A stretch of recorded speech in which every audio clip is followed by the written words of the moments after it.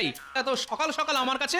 আমরা সবাই অনেক দিন ধরে ভাবছিলাম ওই নদীর পাড়ে ঘুরতে যাব, কিন্তু আমরা তো খুব ছোট, তাই আমাদের বাবা মায়েরা ওদিকে যেতে খালি খালি বারণ করছে। তাই বলছিলাম যে তুমি যদি আমাদের ওই দিকটা একটু ঘুরিয়ে আনতে। কিন্তু পুঁটি, তোর দাদু যে এখন রাজসভায় যাচ্ছে, পরে না হয় সময় করে তোদের সেখান থেকে ঘুরিয়ে আনবে এখন। না না দিদা, আমরা কিন্তু অনেক আশা নিয়ে এসেছিলাম গোপাল দাদুর কাছে। তুমি এইভাবে আমাদের মনটা ভেঙে দিও না। ঠিকই তো গিন্নি, এইভাবে এদের মন ভেঙে দিও না। ঠিক আছে ঠিক আছে, তোরা চল আমার সাথে। আমি এক্ষুনি রাজসভায় যাওয়ার পথে তোদেরকে ওখানটা না হয় একবার ঘুরিয়ে দেবো, তাহলে হবে তো? হ্যাঁ হ্যাঁ, হবে হবে, খুব হবে। তাহলে চলে গিন্নি, আমি এদেরকে একটু ওদিকটা ঘুরিয়ে সোজা রাজসভায় চলে যাব। তবে আর কি, যাও। ওরে ওরে।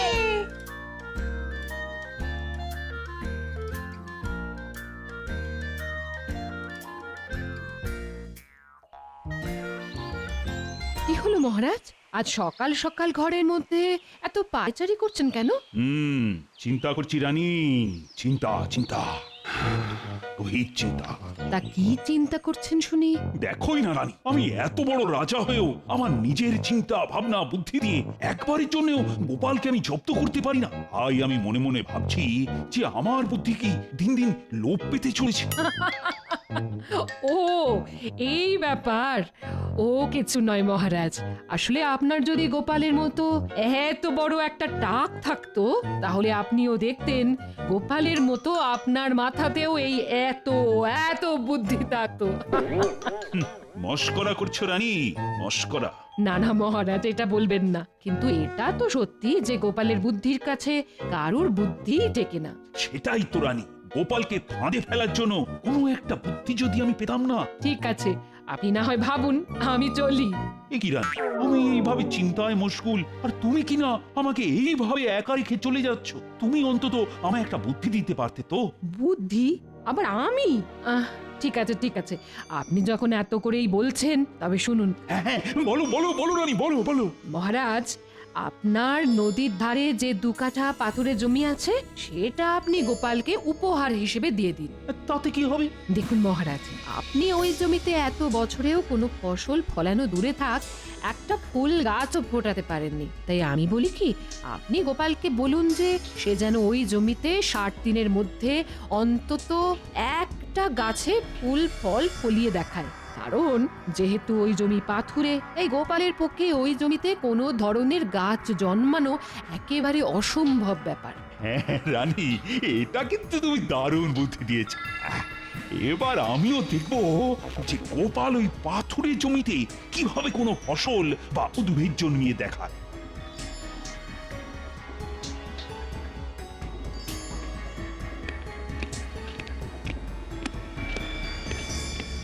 প্রণাম মহারাজ। এই তো গোপাল, কোথায় ছিলে এতক্ষণ? এই আমার নাতি নাতনিদের একটু নদীর ধারে ঘোরাতে নিয়ে গিয়েছিলাম, ওরা বড্ড বায়না করছিল কিনা তাই। শোনো গোপাল, আজ আমি তোমায় একটা ছোট্ট উপহার দিতে চাই। উপহার? তাও আবার এমনি এমনি? আসলে তোমার রানীমা বেশ কিছুদিন ধরেই তোমার প্রশংসায় পঞ্চমুখ, যে তুমি আমাদের জন্য কত কি করো, আর আমি নাকি তোমায় একটি ছোট্ট উপহারও দিই না। তাই রানীমার মতে আমায় নাকি তোমায় কোনো একটা ছোট্ট উপহার দেওয়া উচিত। তাই নাকি মহারাজ? তবে তবে দিন। আরে দাঁড়াও দাঁড়াও, আমার কথা যে এখনো শেষ হয়নি গোপাল। হ্যাঁ, আরো আছে নাকি? হ্যাঁ, আছে বই কি।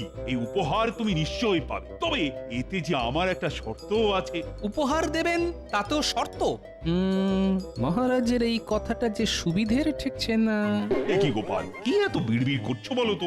না মহারাজ, বলছিলাম কি যে আমার উপহারটা কি সেটা জানতে পারি? নিশ্চয়ই। শোনো, আমার নদীর ধারে যে 2 বিঘা পাথুরে জমি আছে, সেটা আজ থেকে তোমার। এবার শর্তটা হচ্ছে যে তোমাকে ওই জমিতে 60 দিনের মধ্যে এমন কোন উদ্ভিদ জন্মিয়ে দেখাতে হবে যাতে ফুল ফল দুটোই ফলে। এ আবার কি শর্ত রে বাবা? শুধু এইখানেই শেষ নয় গোপাল, আরও আছে। তাই বুঝি? যদি তুমি ওই জমিতে কোনো উদ্ভিদ বা কোনো ফসল ফলাতে না পারো, তবে তোমার পিঠে আমি শাস্তি স্বরূপ 10 ঘা চাবুক মারব, এবং তুমি যদি এই উপহার নিতে অস্বীকারও করো, তাহলেও আমি তোমার পিঠে ওই 10 ঘা চাবুক মারব। কি গাড়া করে পড়লাম রে বাবা। উপহার নিলেও শাস্তি, আবার না নিলেও শাস্তি। এবার দেখছি মহারাজ গোপালকে কচ্ছপের মতো কামড়ে ধরেছে। কি গোপাল, চুপ করে গেলে যে? উপহার নিতে ভয় করছে বুঝি? আসলে মহারাজ, এটা উপহার না শাস্তি সেটাই ঠিক বুঝে উঠতে পারলাম না, তাই চুপ করে আছি। তবে আপনি যখন আমায় এত ভালোবেসে একটা উপহার দিচ্ছেন, আমি সেটা অবশ্যই মাথা পেতে নেব মহারাজ। বাহ বাহ বাহ, এই তো গোপালের মতো কথা। কিন্তু আমারও যে কিছু শর্ত আছে মহারাজ। কি শর্ত? শুনি শুনি। প্রথমত, এই 60 দিন আমি রাজসভায় আসবো না, এবং এই 60 দিনের বেতন আমায় অগ্রিম দিতে হবে, আর তার সাথে এই চাষের খরচ বাবদ 500 মোহর। ও তাই বুঝি। আর দ্বিতীয় শর্ত কি? আর দ্বিতীয়ত, এই 60 দিনের মধ্যে আমার কাজে যেন কেউ কোনো রকম হস্তক্ষেপ না করে, আর এই জমিতে আমি যে ফলে ফলাই না কেন তা আপনাকেই নিজের হাতে সেটা তুলতেও হবে আর খেতেও হবে। এখন যদি আপনি এই শর্তে রাজি থাকেন, তবেই আমি এই উপহার গ্রহণ করব মহারাজ। এতে আর বলার কি আছে গোপাল, মহারাজ নিশ্চয়ই খাবেন। কি মহারাজ, খাবেন তো? হ্যাঁ, আচ্ছা আচ্ছা, ঠিক আছে ঠিক আছে, সেটা না হয় তখনই দেখা যাবে। আগে তুমি ফসল তো ফলিয়ে দেখাও। ঠিক আছে মহারাজ, তাহলে ওই কথাই রইল। এবার আমায় আজ্ঞা দিন, আমি চলি, কারণ আমার ছুটি শুরু হয়ে গেছে কিনা। আসি মহারাজ। আচ্ছা মন্ত্রী, আমি কি কাজটা ঠিক করলাম? একদম মহারাজ, কারণ গোপালের পক্ষে এই পাথুরে জমিতে ফসল ফলানো একেবারেই অসম্ভব ব্যাপার। আপনি একদম চিন্তা করবেন না, আমি তো আছি। এবার আমিও দেখছি যে গোপাল ওই জমিতে কিভাবে ফসল ফলায়। মহারাজ, আপনি শুধু আমায় কিছু মোহর দেবেন, ব্যাস। হ্যাঁ হ্যাঁ মন্ত্রী, এখন দেখছি তুমি আমার ভরসা। যাও যাও যাও, এবার কাজে লেগে পড়ো। যথাজ্ঞা মহারাজ।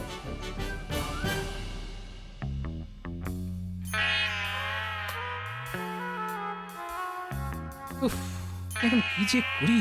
এমন কি উদ্ভিদ আছে যেটা পাথুরে জমিতে জন্মায়? হ্যাঁ, মনে পড়েছে, বিজ্ঞানী। ওর কাছেই না হয় একবার যাই। বিজ্ঞানী, বিজ্ঞানী, বাড়ি আছো? আরে গোপাল যে, এসো ভেতরে এসো। কি বিজ্ঞানী, আজ তুমি রাজসভায় গেলে না যে? আসলে হয়েছে কি, আমি না আমার একটা নতুন আবিষ্কার নিয়ে ফেঁসে আছি, তাই যেতে পারিনি। আচ্ছা বিজ্ঞানী, তুমি কি বলতে পারো যে এমন কোনো উদ্ভিদ আছে যা পাথুরে জমিতে জন্মায় এবং তার ফুল ও ফল দুটোই হয়? এ তো খুব সোজা গোপাল, ক্যাকটাস। ক্যাকটাস মানে ওই ফণী মনসা? কিন্তু গোপাল, এই উদ্ভিদ যে আমাদের এইখানে খুব একটা জন্মায় না। তাহলে এটা কোথায় পাবো? দেখো গোপাল, এটা জন্মায় পাথুরে আর বালি জাতীয় জায়গায়, আর এই গাছের জন্য তেমন একটা জলেরও প্রয়োজন হয় না, যেমন মরুভূমি। হ্যাঁ বাবা, সেটা তো অনেক দূর। তখন যে কি করি? কি হয়েছে গোপাল, তোমায় খুবই চিন্তিত দেখাচ্ছে।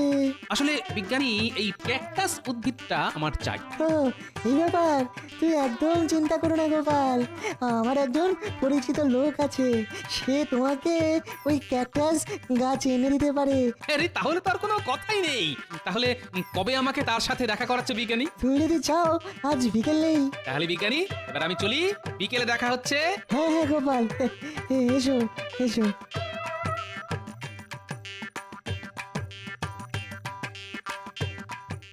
আমাদের ডেকেছিলেন মন্ত্রী মশাই? হ্যাঁ শোন মহারাজ, গোপালকে নদীর ধারে ওই 2 বিঘা পাথুরে জমিটা চাষ করার জন্য দিয়েছে, আর শর্ত রেখেছে যে 60 দিনের মধ্যে যে কোনো ফুল ফল হয় এমন উদ্ভিদ অথবা ফসল ফলিয়ে গোপালকে দেখাতে হবে। এখন বলুন যে ওই আমরা কি করতে পারি?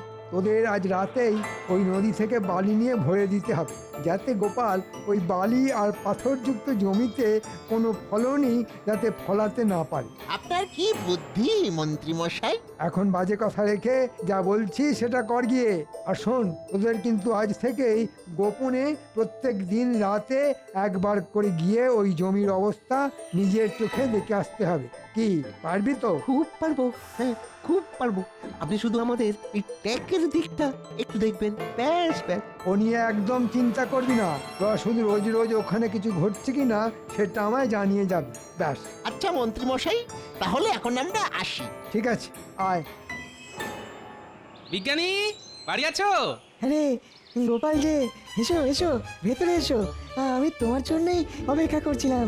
এই যে গোপাল, এই সেই ব্যক্তি যে তোমাকে মরুভূমি থেকে ওই ক্যাকটাস গাছ এনে দেবে। হ্যাঁ হ্যাঁ গোপাল দাদা, আমি বিজ্ঞানী মশাইয়ের কাছে সব শুনেছি। আপনি শুধু বলুন যে কবে আর কোথায় ওই গাছ পৌঁছতে হবে, আমি নিজে এসে আপনাকে ওই গাছ দিয়ে যাব। আরে এ তো খুব ভালো কথা। শুনুন, ভালো করে শুনুন। নদীর ধারে এক পাথুরে জমি আছে। আপনি আজ থেকে 59 দিনের মাথায় এই গাছগুলো নিয়ে সোজা নদীর ধারে চলে যাবেন। সেখানেই আমি থাকবো, আমাকে পৌঁছে দেবেন, কিন্তু সাবধানে, কেউ যেন জানতে না পারে। ওসব নিয়ে আপনি একদম চিন্তা করবেন না, আপনার কাজ হয়ে যাবে। এবার আমি চলি। হ্যাঁ হ্যাঁ, এসো এসো।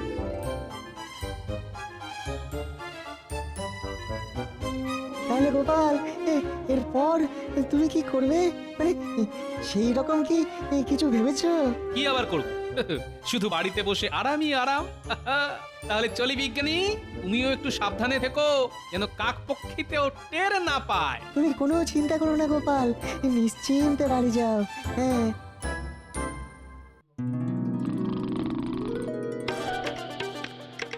দেখেছো পুরো কাণ্ড দেখেছো? রাজসভা ডকে তুলে শুধু পড়ে পড়ে ঘুমোচ্ছে, শুধু পড়ে পড়ে ঘুমোচ্ছে। বললি বললি কি গো, রাজসভায় যেতে হবে তো নাকি? এই কে? তুমি আবার কি হলো? বললি পড়ে পড়ে ঘুমোলেই হবে? রাজসভায় যেতে হবে তো নাকি? এই শোনো, আমি এখন ছুটিতে আছি, তাই এখন শুধু খাওয়া আর ঘুম। আরেকটা জিনিসও কিন্তু বাকি আছে গোপাল দাদু। আরে তোরাও এসে গেছিস, তা সেই জিনিসটা কি শুনি? গল্প শোনা। হ্যাঁ দাদু, তুমি যখন আর রাজসভায় যাবেই না, তখন না হয় আমাদের প্রত্যেকদিন একটা করে নতুন গল্প শুনিও। ওরে সেটা তো আছেই, তবে তার সঙ্গে সঙ্গে তোদেরকে যে একটা কাজও করতে হবে। কি কাজ দাদু? শোন তবে, কানে কানে বলি। এই পারবি তো? হ্যাঁ দাদু, ঠিক পারবো। সাব্বাস, তাহলে এবার তোরা যা, আর আমিও এই ফাঁকে একটু ঘুমিয়ে নি। আচ্ছা দাদু, এই চল চল চল। এই পৃথিবীতে আচ্ছা চালাক লোক দেখেছি, কিন্তু তোমার মতো চালাক লোক দুটো দেখিনি। বাবা রে বাবা, নিজে শান্তিতে ঘুমোবে বলে কি সুন্দর বাচ্চাদের কানে কানে পুষ্পন্তর দিয়ে বাড়ি পাঠিয়ে দিল। হ্যাঁ, আচ্ছা মন্ত্রী, গোপালের কি খবর? আর ওদিকে তোমার কাজ বা কতদূর এগোলো? জানি না মহারাজ, আমি তো এখনো এটাই বুঝে উঠতে পারছি না যে গোপাল এখনো অবধি কেন কোনো পদক্ষেপ নিচ্ছে না, অথচ আপনি আমায় যা বলেছেন আমি তাই করেছি। দেখো মন্ত্রী, কান খুলে শুনে রাখো, কিন্তু আমি যদি এবার গোপালের কাছে হেরে যাই, তাহলে গোপালের পিঠে যে 10 ঘা চাবুক মারার কথা হয়েছিল, সেটা কিন্তু তখন তোমার পিঠে পড়বে। কথাটা যেন মনে থাকে। আপনি নিশ্চিন্তে থাকুন, বটা ঘটাকে দিয়ে আমি ওই জমির এমন ব্যবস্থা করে দেব না, গোপাল কেন, ওর 14 পুরুষও এসে ওই জমিতে একটা ঘাস উঠিয়েও দেখাতে পারবে না। এবার আমিও দেখব যে গোপালের কপাল কত চওড়া, যে আমার 10 ঘা চাবুক খাওয়া থেকে বাঁচতে পারে। ঠিক বলেছেন মহারাজ।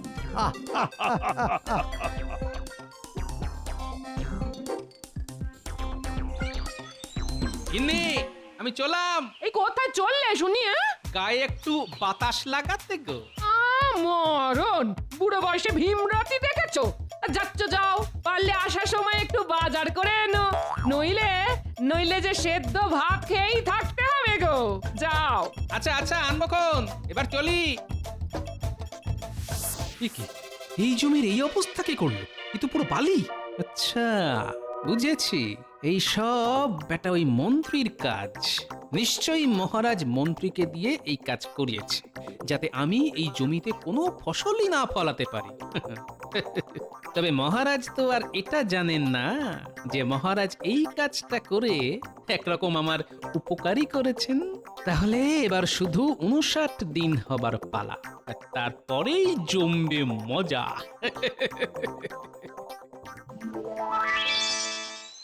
হ্যাঁ রে বটা ঘটা, ওদিকের কি খবর? খবর আর কি, গোপালের এখন হাওয়া খাওয়ার শখ হয়েছে। তাই শুধুই ঘুরে ঘুরে বেড়াচ্ছে আর বাড়িতে পড়ে পড়ে ঘুমাচ্ছে। মানে মানে ওই এই গোপালের মধ্যে এই জমি নিয়ে তো কোনো হেলদড়ি তো দেখছি না। আমার কি মনে হয় মন্ত্রী মশাই জানেন, গোপাল শেষ পর্যন্ত কিছু না পেরে মহারাজের কাছে ক্ষমা চেয়ে নেবে। আপনি কি বললেন? তাই না বলেছিস, তবে মহারাজ এবার গোপালকে ওই 10 ঘা চাবুক না মারা অবধি শান্তি পাবেন না। যদিও আজকের রাত পোয়ালেই গোপালের সময়সীমা শেষ, তাই তোরা কিন্তু আজ রাতে গোপালের ওপর পেঁচার মতো চোখ খোলা রেখে নজর রাখবি, যাতে গোপাল কিছু যেন না করতে পারে। মন্ত্রী মশাই, আপনার এই 2 পেঁচা থাকতে আপনি কোনো চিন্তা করবেন না। আর যদি কিছু বেচাল দেখি তাহলে ছুটে গিয়ে আপনাকে জানিয়ে আসবো। সাব্বাস! তাহলে এবার আসি।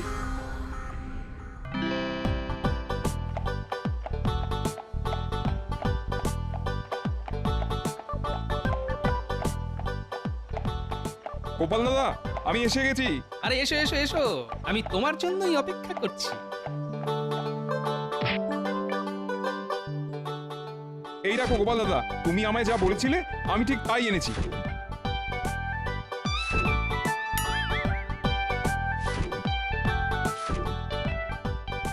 এবার আমার টাকাটা। হ্যাঁ হ্যাঁ নিশ্চয়ই, এই নাও। তাহলে এবার আমি আসি।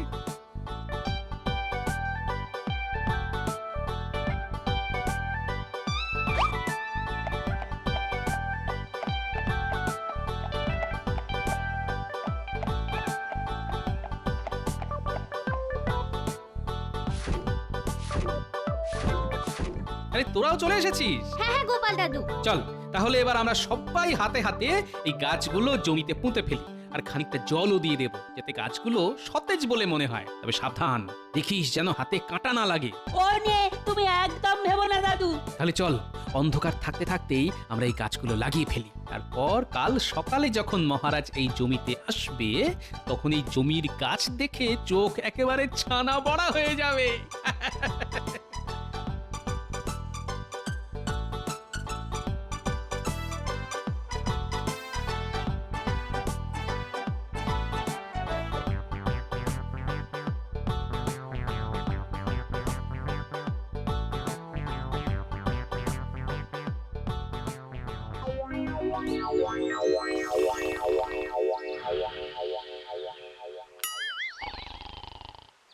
এই বটা, আরে আরে এবার ওঠ, ভোর হয়ে এলো যে, জমি দেখতে যাবি না? ওঠ ওঠ। দূর ঘরটা দিলি তো ঘুমের 12টা বাজিয়ে। ওরে গোপাল যখন এই 59 দিনে কিছু করতে পারলো না, তবে শেষ রাতেই বা কি করবে? ঘুমিয়ে পড়। যদি মন্ত্রীমশাই এসে আমাদের কিছু জিজ্ঞাসা করে, তখন বলবো যে আমরা জমি দেখে এসেছি। ঘুম পাচ্ছে। তুই ঠিক বলেছিস। হ্যাঁ, আজকে গোপাল সেই রকম কোনো কিছুই করবে না। আরে হ্যাঁ রে বাবা, হ্যাঁ। এবার বেশি কথা না বলে চুপটি করে ঘুমোতো। ঘুমিয়ে পড়। ঠিক আছে, ঘুমিয়ে পড়ি। হ্যাঁ।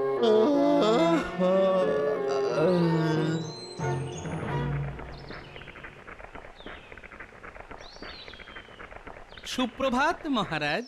কি হে গোপাল, আজ তুমি এত সকাল সকাল এইখানে? আপনিও তো এইখানে এত সকাল সকাল মহারাজ? আরে আমি তো এসেছি তোমার জমির চাষ দেখতে। এই মনে আছে তো, আজই তোমার শেষ দিন। কই দেখাও, এইভাবে বেড়ার আড়ালে রাখলে হবে? আমার কি মনে হয় মহারাজ, গোপাল এই জমিতে বালি ছাড়া আর কিছুই দেখাতে পারবে না, তাই বোধহয় দেখাতে লজ্জা পাচ্ছে। কি ঠিক বলেছি তো গোপাল? আগে না মন্ত্রী মশাই, গোপাল লজ্জা পায় না, লজ্জায় ফেলে। আসুন মহারাজ, ভেতরে আসুন।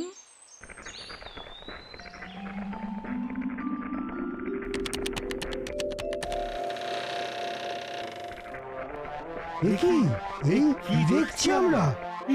কি করছো গোপাল? কেন মহারাজ, আপনি তো বলেছিলেন যে 60 দিনের মধ্যে আমি যেন এই জমিতে যে কোনো ধরনের ফুল ফলযুক্ত উদ্ভিদ অথবা ফসল চাষ করে দেখাই। তবে এই দেখুন মহারাজ, এই সেই উদ্ভিদ যার মধ্যে ফুল ফল দুটোই হয়েছে, আর এই উদ্ভিদের নাম হলো ক্যাকটাস। না মহারাজ, এটা কি করে হয়? এটা তো কাঁটা গাছ। কেন হয় না মন্ত্রী মশাই? এটাও তো এক ধরনের উদ্ভিদ, আর এর মধ্যে ফুল ফল দুটোই হয়েছে। সবই তো বুঝলাম, কিন্তু আর কোনো কিন্তু নয় মহারাজ।